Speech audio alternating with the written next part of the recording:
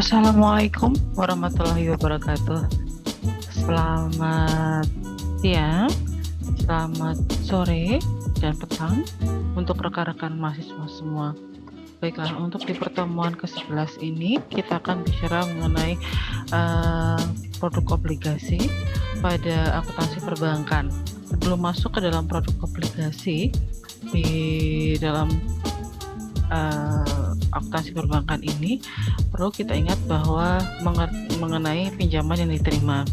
Jadi pinjaman yang diterima itu merupakan sumber dana yang berasal dari bank lain selain bank itu sendiri ya. Misalkan ada Bank Indonesia, kemudian ada pun beberapa pinjaman-pinjaman yang diterima merupakan jenis pinjaman jangka waktunya lebih dari 1 tahun untuk pendanaan dari perbankan ini. Dan jenis-jenisnya itu yang pertama dari Bank Indonesia, lalu kemudian dari bank lain juga bisa, dari obligasi juga iya, lalu kemudian ada pinjaman sindikasi satu atau beberapa proyek sampai dengan two-step loan.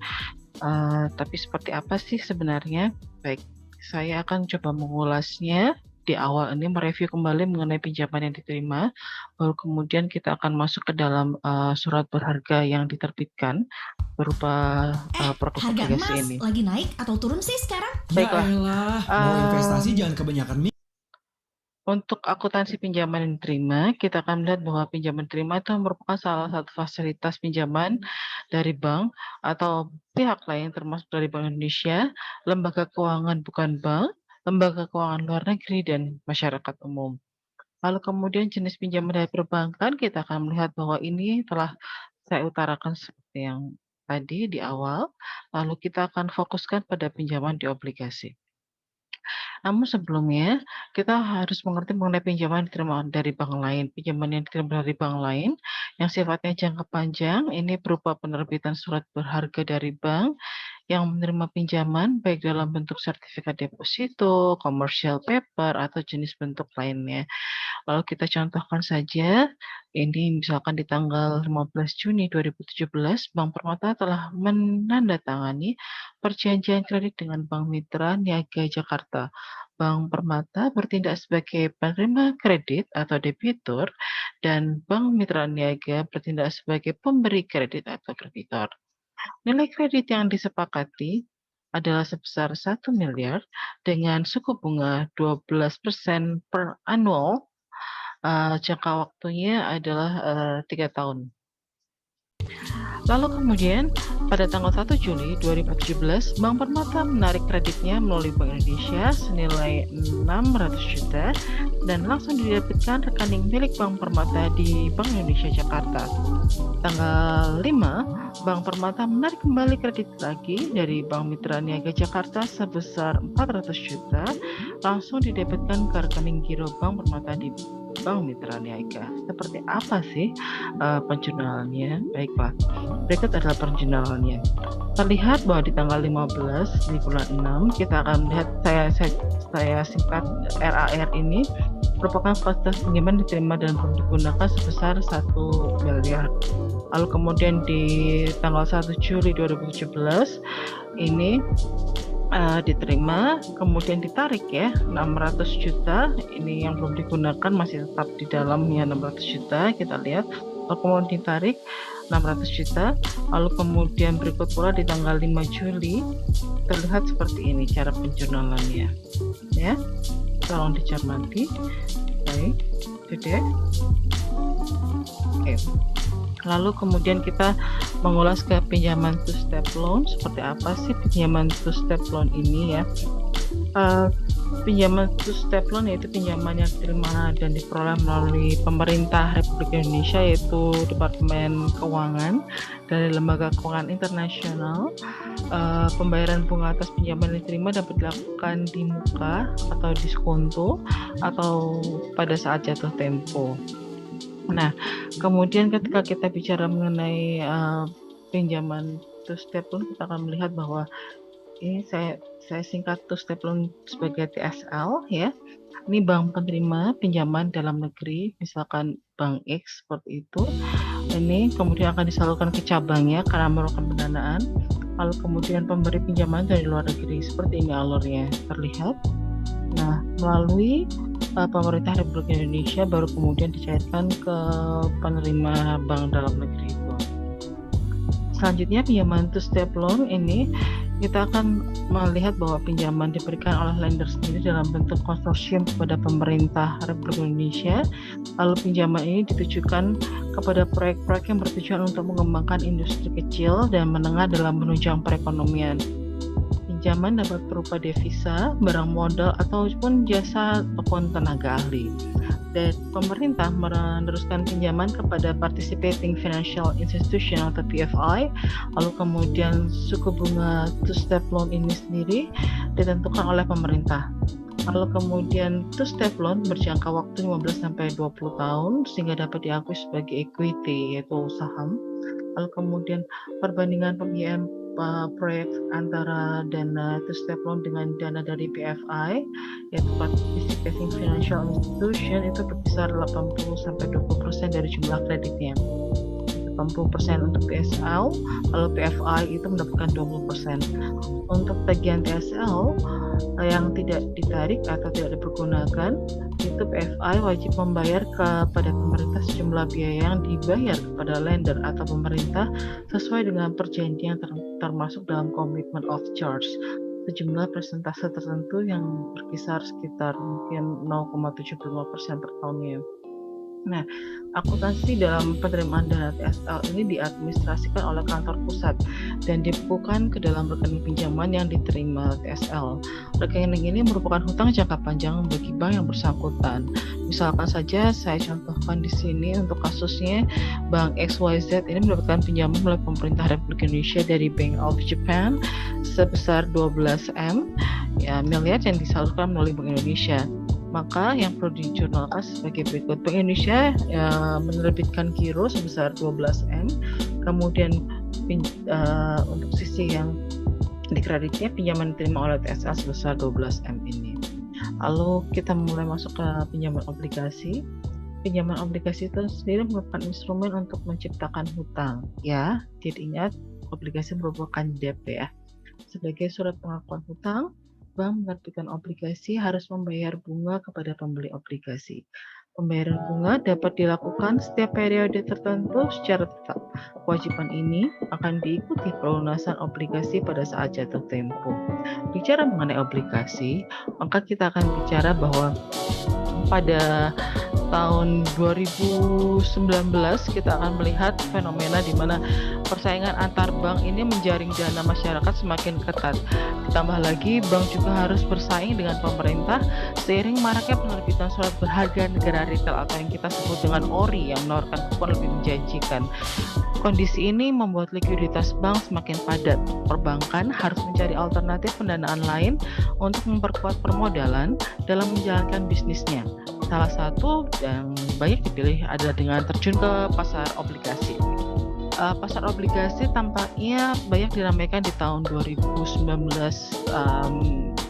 di kuartal ketiga ya, hingga ya di awal itu hingga tahun 2020 awal kalau tidak salah seperti itu. Nah, untuk fenomenanya kita akan bisa melihat, Anda bisa searching sendiri mengenai obligasi yang diterbitkan oleh Bank Indonesia untuk perbankan, bukan Bank Indonesia, tapi obligasi yang diterbitkan oleh bank-bank konvensional ini. Di antaranya seperti obligasi milik Bank Rakyat Indonesia yang menerbitkan obligasi bertahap, ditawarkan secara umum sejumlah 20 triliun dalam jangka 3 tahun hingga tahun 2021. Tahap pertama ditargetkan terbit paling lambat di kuartal ketiga tahun 2019 yang lalu. Lalu kemudian setelah itu ada lagi fenomena di Bank Tabungan Negara atau kita biasa sebut dengan atau kita singkat dengan Bank BTN. Ini mereka juga berencana untuk menerbitkan obligasi sebesar 3 triliun di kuartal kedua tahun 2019 yang lalu. Lalu kemudian ada juga Bank Pembangunan Daerah Jawa Barat yang mungkin kita kenal dengan BCBR ya, kalau yang masuk di pasar modal atau saham pasti mengerti benar atau BCPR ini. Selain saham yang telah diterbitkan oleh mereka juga menerbitkan beberapa obligasi ya, senilai berapa kalau nggak salah pada kuartal keempat tahun 2019 itu sekitar 748 miliar, lalu kemudian tahap ketiganya itu sebesar 500 miliar kalau nggak salah. Jadi nanti kita akan melihat fenomena ini. Silahkan Anda googling, ada banyak. Jadi ada BBRI, ada BCPR, ada BBTN, lalu ada lagi obligasi yang diterbitkan oleh Bank Mayapada atau mungkin lebih dikenal dengan Maya, singkatan di kode sahamnya. Ini berencana untuk menerbitkan obligasi pun juga mempersiapkan untuk rilis pada tahun 2019 kemarin hingga awal 2020 itu right issue yang baru di tahun itu. Lalu kemudian ada Bank Bukopin juga di tahun 2019 di kuartal ketiga dan kuartal 4 itu menerbitkan obligasi. Kalian bisa melihat itu semua ada di idx.co.id. Silakan untuk mengasahnya kembali mengenai informasi-informasi seperti ini. Lalu kemudian kita masuk ke dalam pinjaman obligasi, tentunya Anda harus ingat di manajemen keuangan mengenai bagaimana penentuan harga obligasi ya. Nanti ada PPT kedua, di sana saya ulas kembali bagaimana cara menghitung penentuan untuk harga-harga obligasi. Lalu secara singkat di penulisan dalam penentuan harga obligasi ini, emiten harus mempertimbangkan kembali apa yang harus dipertimbangkan, yaitu bunga, bisa dilihat dari kupon ya, nilai kupon obligasi, jangka waktu atau jatuh tempo, dan keuntungan yang diharapkan oleh investor. Anda harus melihat itu semua. Lalu kemudian kupon obligasi ini akan menimbulkan biaya bunga bagi emiten. Emiten itu ya perusahaan itu sendiri. Lalu kemudian ada aliran kas keluar dan pokok obligasi juga akan dibayar kembali pada saat jatuh tempo. Nah, lalu kemudian di sisi lain dari obligasi, kalau kita melihat pinjaman perbankan, ada BLTI yang pernah marak tentang BLTI ini di beberapa kurun waktu yang mungkin sekitar 5-6 tahun yang lalu, tentang BLTI ini yang mulai terkendala kasus ya yang lalu.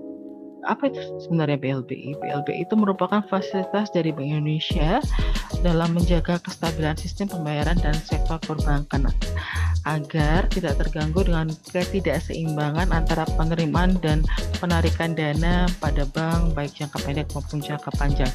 Ketika kita bicara mengenai hal tersebut, mungkin akan lebih jelasnya lagi ketika nanti kita masuk di sesi beberapa pertemuan terakhir ya. Kita akan melihat bagaimana cara penilaian perbankan. Nah, cara penilaian performa untuk perbankan itu jelas jauh berbeda sekali dibandingkan dengan performa dari perusahaan-perusahaan biasa pada umumnya. Secara karakteristik perbankan sudah pasti itu diatur dalam peraturan Bank Indonesia, kemudian diawasi juga oleh OJK, dan peraturan-peraturan penilaian juga harus berdasarkan pada Bank Indonesia dan OJK tersebut. Nah, lalu kemudian saya akan masuk ke PPT yang kedua mengenai obligasi.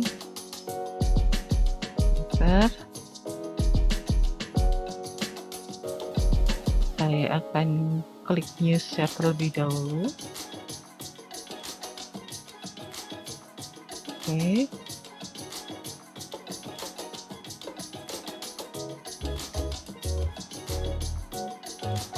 Bentar. Oke. Nah, ini pada pertemuan ke-11 ini kita akan lebih banyak kepada produk obligasi ya. Lalu kemudian ingat bahwa surat berharga yang terbitkan itu tidak hanya obligasi saja, ada saham, ada LC. Nah, nanti mungkin kita akan bicara mengenai hal tersebut. Ada commercial paper juga iya. Lalu kemudian ketika kita bicara mengenai surat berharga ini, ada beberapa surat berharga yang terbitkan. Kalau di pasar uang kita akan sebut dengan SPBU, jangan salah dengan SPBU ya, hampir sama, beda. Kalau kita akuntansi perbankan SB, kalau yang biasa kita umum ketahui SPBU. Ya udah. Lalu kemudian surat berharga SBPU ini dilakukan oleh antara bank komersial dengan bukan bank ataupun bank komersial dengan Bank Indonesia. Lalu bank komersial dengan masyarakat umum semuanya itu memenuhi persyaratan yang ditetapkan oleh Bank Indonesia tentunya. Lalu jenis-jenis antara surat berharga ini ada pasar uang dan obligasi yang bertujuan untuk meningkatkan likuiditas bank dalam memperoleh dana. Sekali lagi ini semua untuk melakukan pendanaan dari perbankan itu sendiri. Lalu kemudian kalau kita bicara mengenai obligasi, maka Anda harus ingat tentang diskonto tadi, lalu bagaimana perlakuan akuntansinya, lalu bagaimana pengakuan nilai nominalnya, lalu biaya-biaya yang ditimbulkan. Lalu kemudian kita kalau bicara mengenai obligasi, tentunya sekali lagi ingat bahwa ada bunga di sana dari bagaimana penilaian dari bunga-bunga ini. Lalu pencatatan obligasi dilakukan ketika transaksi ini penjualan obligasi, lalu kemudian ada transaksi penjualan obligasi, lalu adanya pengakuan dan pembayaran atas bunga dan pembayaran atas pokok obligasi.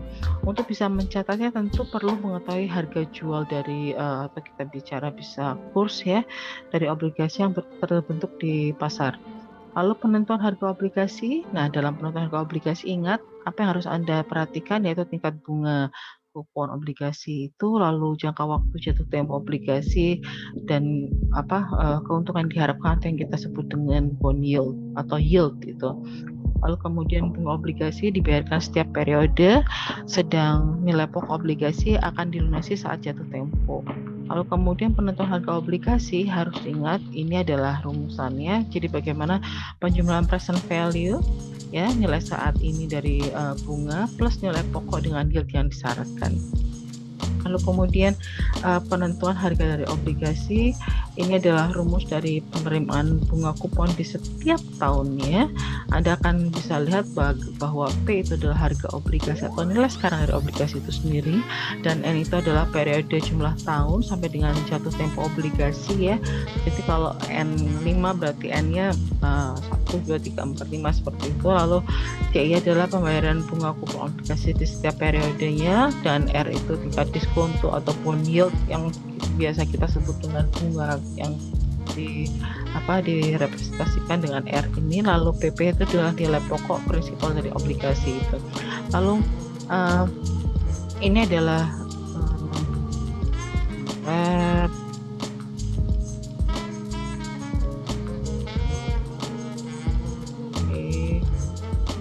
ini adalah rumus penerimaan bunga kupon apabila kalau yang tadi kan 1 tahun, kalau sekarang yang 6 bulan. Kalau 6 bulan Anda lihat berarti CI-nya dibagi 2.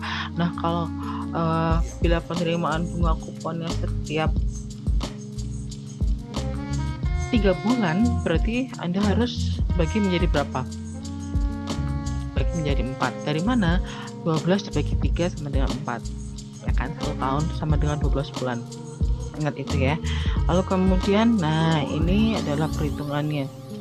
Berarti R pun juga dibagi 2 karena ini 6 bulan. Kalau tadi per 3 bulanan berarti dibagi 4 ya. Ingat itu. Lalu kemudian penerbitan obligasi. Ini obligasi yang dijual akan dicatat sebagai harga nominalnya. Apabila dijual di atas harga nominal akan ada selisih harga jual. Nah, dicatat sebagai agio. Apabila dijual di bawah harga nominal, maka dikatakan sebagai disagio. Intinya agio itu adalah untung, disagio itu rugi, ya.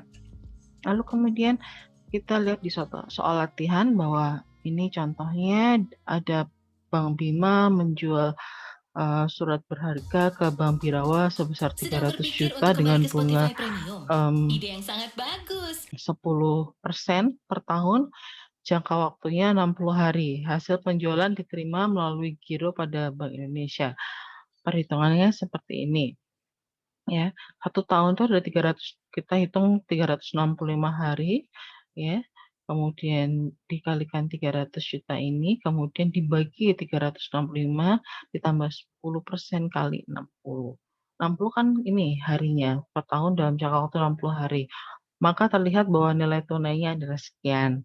Lalu akan terlihat bahwa Berapa sih selisihnya? Terlihat bahwa bunga yang harus dibayar di muka adalah sebesar ini, 4.851.752 ya. Ini dikurangi ini hasilnya ini. Lalu kemudian kita lihat untuk penjurnalannya.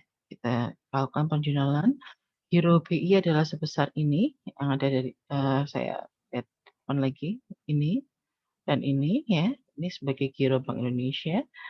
Kita masukkan ini giro Bank Indonesia, kemudian bunganya sekian, total seluruhnya yang diterbitkan adalah 300 juta. Lalu kemudian saat pembebanan bunga di tanggal 31 Oktober yang berarti 60 hari ya, oh 17 ke 31 ya, pembebanan bunga, dilihat bahwa beban bunganya adalah sekian, ya. Dari mana?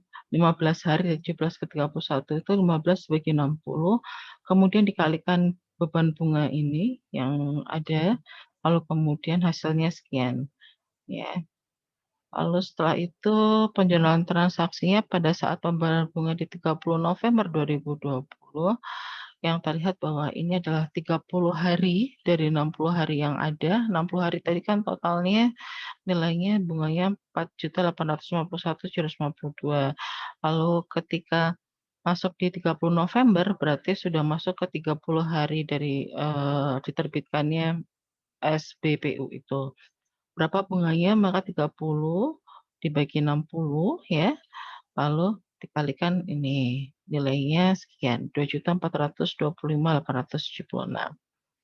Lalu ketika di 15 Desember 2020, dari November ini, dia akan masuk ke tanggal ke berapa, 15 hari, berarti 15/60 dari biaya bunga.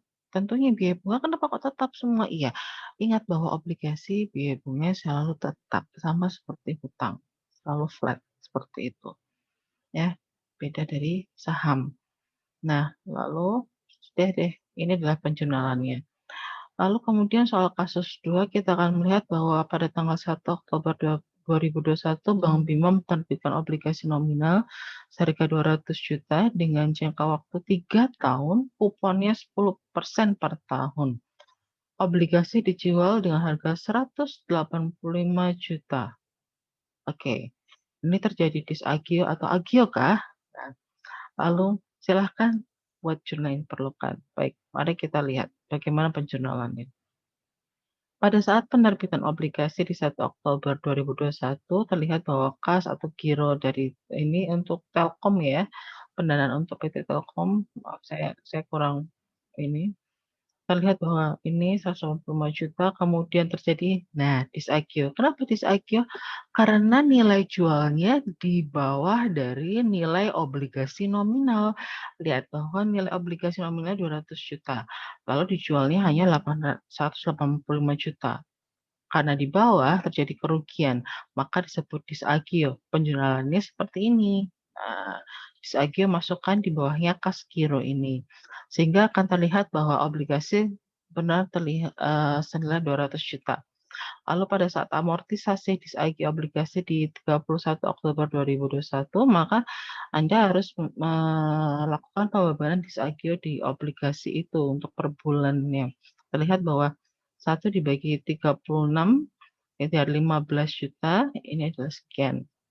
36 dari mana? Ayo coba yang bisa menjelaskan 36 dari mana, silakan tuliskan komen di bawah YouTube ini ya. Terima kasih.